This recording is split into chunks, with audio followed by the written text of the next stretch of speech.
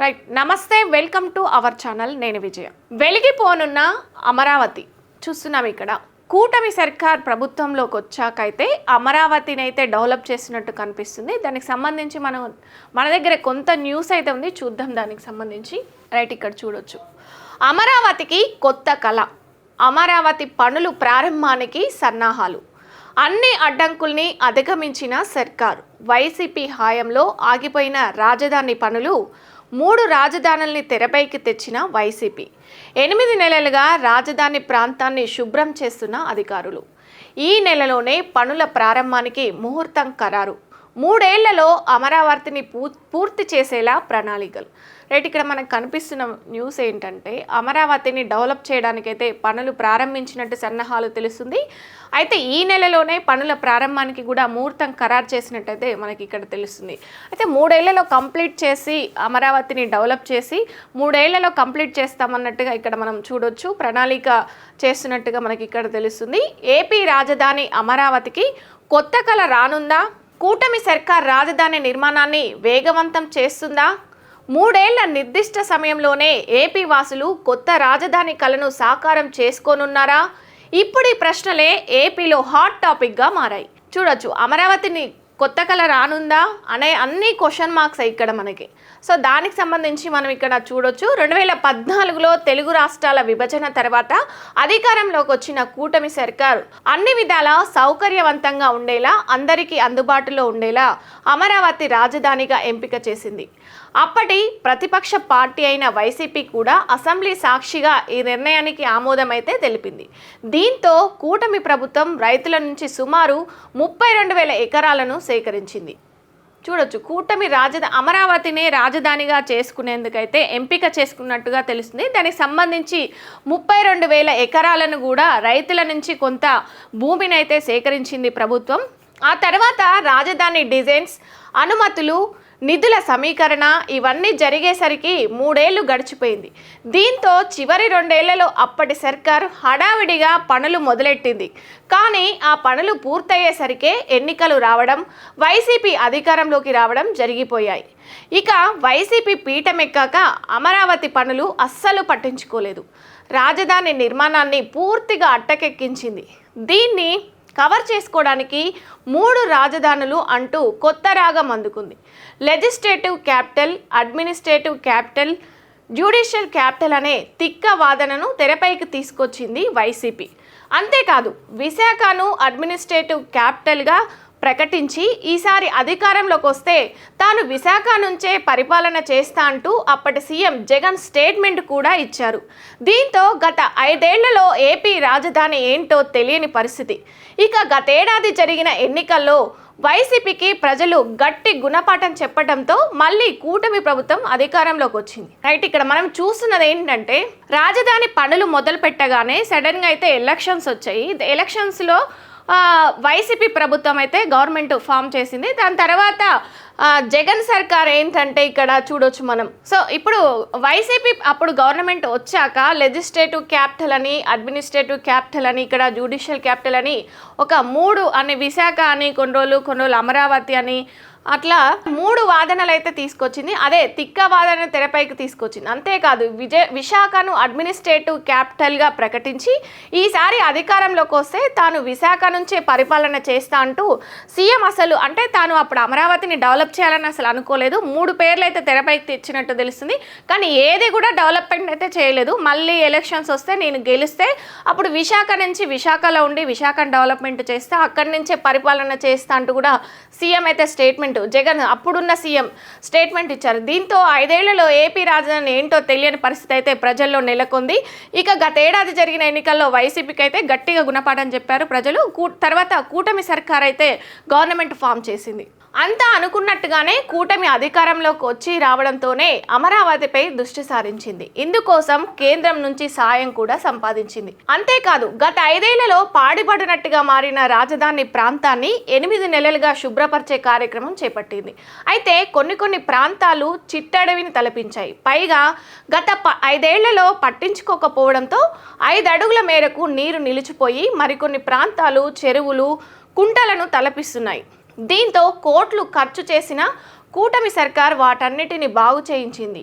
ఈ క్రమంలోనే ఇప్పటికే ఉన్న నిర్మాణాల నాణ్యత పైన హైదరాబాద్ ఐఐటి నిపుణులను తీసుకొచ్చి పరిశీలనలు చేయించింది. సో అయితే ఇప్పుడైతే గవర్నమెంట్ కూటమి సర్కార్ అధికారంలోకి వచ్చాకైతే మొత్తం కూడా అక్కడ ఏదైతే ఆ 32,000 ఎకరాలు రైతుల నుంచి సేకరించారో ఆ ప్రాంతం అంతా కూడా చిట్టడిని తలపిస్తుంది. అంటే పిచ్చి పిచ్చి చెట్లు మొలవడం, అంత వాటర్ అంతా వచ్చేసి అసలు పట్టించుకున్న నాదుడే లేడు. వైసీపీ పరిపాలన ఉన్నన్ని రోజులు కూడా అదొక అసలు అడవిలాగా తయారైపోయింది. అక్కడ నీరు చేరిపోయింది, చెట్లు కూడా పెరిగిపోయినాయి. సో దాన్ని ఈ 8 నెలలుగా కూటమి సర్కార్ వచ్చాకైతే శుభ్రం చేయడం, దాన్ని అదంతా తొలగించడం అయితే చేసింది. ఈ క్రమంలోనే ఇప్పటికే ఉన్న నిర్మాణాల నాణ్యత పైన హైదరాబాదు ఐఐటి నిపుణులను తీసుకొచ్చి పరిశీలనలు చేయించి వీటిని అన్ని కోణాల్లోనూ పరిశీలించారు నిపుణులు. నాణ్యత పరంగా నిర్మాణాలు బాగున్నాయని తెలిపారు. మున్ముందు కూడా ఎలాంటి ఇబ్బందులు లేవన్నారు. పైగా రాజధాని కోసం వినియోగించిన స్టీల్, ఇసుక కూడా నాణ్యంగా ఉందని ఐఐటి నిపుణులైతే సర్టిఫికెట్ ఇచ్చారు. దీంతో ఇప్పటి వరకు జరిగిన నిర్మాణాలను యథాతథంగా కొనసాగించేందుకు అవకాశం ఏర్పడింది. సో ఆల్రెడీ కొన్ని అయితే నిర్మాణాలు చేపట్టిరు. దానికి సంబంధించి హైదరాబాద్ నుంచి అయితే కొంతమంది నిపుణులను తీసుకొచ్చి కూడా పరిశీలన చేయించినట్టు తెలిసింది. ఓకే, అంతా ఫైన్ ఉంది, ముందు కూడా ఇంకా కొనసాగించవచ్చు అని అయితే వాళ్ళు చెప్పినట్టు తెలుస్తుంది మనకి. దీంతో ఈ నెల 12 నుంచి 15 లోపు రాజధాని పనులు ప్రారంభించనున్నట్లు తెలుస్తుంది. ఈ కార్యక్రమాన్ని హఠాసంగా నిర్వహించేందుకు సర్కార్ ఏర్పాటు చేస్తుంది. ఇప్పటికే రాజధాని నిర్మాణం కోసం ప్రపంచ బ్యాంకు, ఏడిబి, హాట్కోలతో ప్రభుత్వం ఒప్పందం చేసుకుంది. దీంతో దశల వారీగా రాజధాని నిర్మాణానికి సుమారు 31,000 కోట్లు రానున్నాయి. వీటితో పాటు కేంద్ర ప్రభుత్వం ప్రకటించిన 15,000 కోట్లు అదనంగా అమరావతికి అందనున్నాయి. అయితే ఏదైతే ప్రారంభించాలనుకుంటున్నారో దాన్ని అట్టహాసంగా అంటే కొంచెం వైభవంగా, అంగరంగ వైభవంగా చేసుకోవడానికైతే సర్కార్ అయితే ఏర్పాట్లు చేస్తున్నట్టు తెలిసింది. దీనికి సంబంధించి 31,000 కోట్లు కూడా ప్రకటించినట్టు తెలిసింది. అదేవిధంగా కేంద్ర ప్రభుత్వం కూడా 15,000 కోట్లు అదనంగా అమరావతికి కూడా అందించనుంది. మరోవైపు నూతన నిర్మాణాలకు కూడా ప్రభుత్వం టెండర్లు పిలిచింది. ఇకపోతే అమరావతికి కొత్తగా గ్రీన్ఫీల్డ్ ఎయిర్పోర్ట్ కూడా రానుంది. దీనికి సంబంధించి కన్సల్టెంట్ నియామకానికి టెండర్లను కూడా పిలిచింది.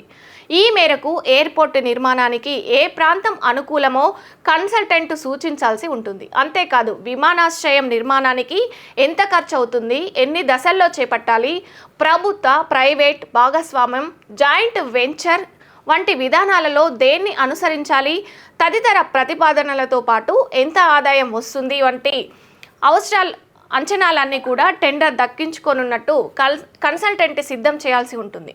అయితే దీనికి సంబంధించి కూడా ఒక విధంగా అమరావతిని అట్టహాసంగా ప్రారంభించడంతో పాటు మరోవైపు ఎయిర్పోర్టుకు గ్రీన్ఫీల్డ్ ఎయిర్పోర్టును కూడా తీసుకురానుంది కూటమి ప్రభుత్వం. దీనికి సంబంధించి కన్సల్టెంట్ నియామకానికి టెండర్లు కూడా పిలిచినట్టు తెలుస్తుంది మనకి. ఈ మేరకు నిర్మాణానికి ఎంత ఖర్చు అవుతుంది అనేది, ఎన్ని దశల్లో చేపట్టాలి, అసలు ప్రభుత్వ ప్రైవేటు భాగస్వామ్యం ఎంత ఉంటుంది, దాంట్లో జాయింట్ వెంచర్ వంటి విధానాల్లో దేన్ని అనుసరించాలి, తదితర ప్రతిపాదనలతో పాటు దానికి సంబంధించి ఎంత ఆదాయం వస్తుంది, అవన్నీ కూడా తెలుసుకునేందుకైతే ప్రయత్నం అయితే చేస్తున్నట్టు తెలుస్తుంది ఇక్కడ. అలాగే రాబోయే 35 ఏళ్ల ట్రాఫిక్ అవసరాలను దృష్టిలో ఉంచుకొని మాస్టర్ ప్లాన్ రూపొందించాలని సూచించింది. ఇకపోతే కూటమి సర్కార్ చేతిలో మరో 4 ఏళ్లకు పైగా అధికారం ఉంది. ఖచ్చితంగా 3 ఏళ్ల కాల వ్యవధిని పెట్టుకొని మరీ రంగంలోకి దిగుతుంది.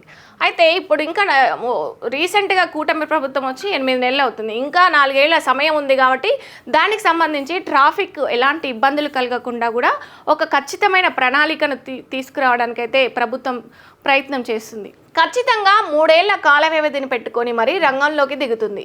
ఎటు నుంచి చూసినా కానీ కేంద్రం నుంచి సానుకూల వాతావరణం ఉంది.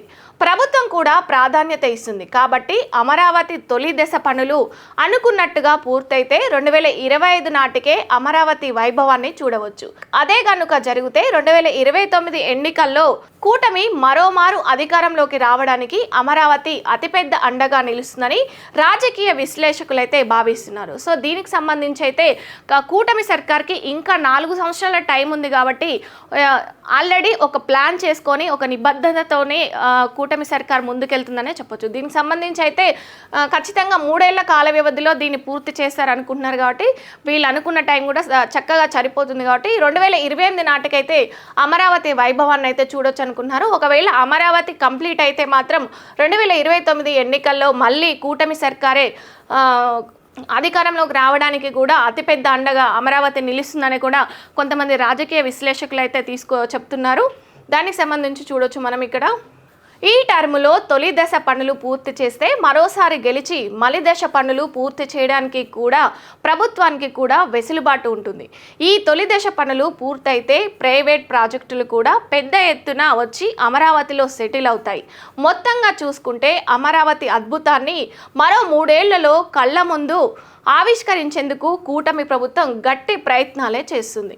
ఇప్పుడైతే ఒక తొలి దశ ప్రారంభమైందని చెప్పొచ్చు. దాన్ని కంప్లీట్ చేసుకుంటే ఈ టర్మ్లో తొలి దశ పనులు పూర్తి కంప్లీట్ అయితే మళ్ళీ గెలిచి మలి దశ పనులు కూడా పూర్తి చేస్తే అమరావతికి ప్రైవేట్ ప్రాజెక్టులు కానీ విమానాశ్రయాలు కానీ వస్తాయని అయితే మనం ఇక్కడ చూడొచ్చు. పెద్ద ఎత్తున కూడా వచ్చి అమరావతిలో సెటిల్ అవుతాయి. మొత్తంగా చూసుకుంటే అమరావతి అద్భుతాన్ని మరో 3 ఏళ్లలో మన కళ్ళ ముందు ఆవిష్కరించేందుకు కూటమి ప్రభుత్వం అయితే ప్రయత్నాలు అయితే చేస్తుంది. గత అనుభవాల దృష్ట్యా అమరావతిని ఏ విధంగానూ వేగం తగ్గించకుండా పరుగులు పెట్టించాలనే చూస్తుంది. అయితే గత అనుభవాలంటే ఇంతకుముందు వీళ్ళు కూటమి సర్కారు ఇంతకుముందు ప్రభుత్వం ఉన్నప్పుడే వీళ్ళు అసలు వేగవంతం చేయలేకపోయినామని గత అనుభవాలతోనే దృష్టి పెట్టుకొని అమరావతిని ఏ విధంగా డెవలప్ చేయాలని అయితే ఒక ప్రణాళికాబద్ధంగా అయితే వెళ్తున్నట్టయితే తెలుస్తుంది. సో పరుగులు పెట్టించడానికే ప్రభుత్వం అయితే కూటమి సర్కారు ప్రయత్నాలు అయితే చేస్తుంది. మరి కూటమి సర్కార్ ప్రయత్నం ఫలిస్తుందా, సరికొత్త అమరావతి సాక్షాత్కరిస్తుందా అన్నది చూడాలి. అయితే మొత్తంగా చూసుకుంటే 2028 నాటికి అమరావతి కళ అయితే నెరవేరుతుందా, ఇంకా కూటమి సర్కార్ మళ్ళీ దాన్ని చూపించి అమరావతి కళని అండగా చూపించైతే మరోసారి ప్రభుత్వంలోకి రానుందా, దానికి సంబంధించి అయితే మనం అమరావతిని సాక్షాత్కరిస్తుందా అనేది అయితే మనం వేచి చూడాల్సింది. Thank you.